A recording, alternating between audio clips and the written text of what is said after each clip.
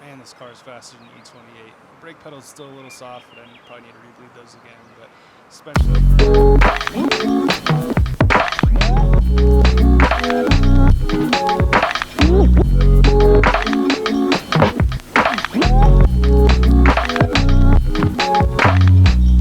this costs a lot of money. I mean, it's great I had a sponsor, but it still costs like twice as much as you ever planned. Like, it always happens. This is way too much money, but and it feels really good to have this car complete. And look at this, and I still got to polish the paint and stuff, but what a freaking car, man. I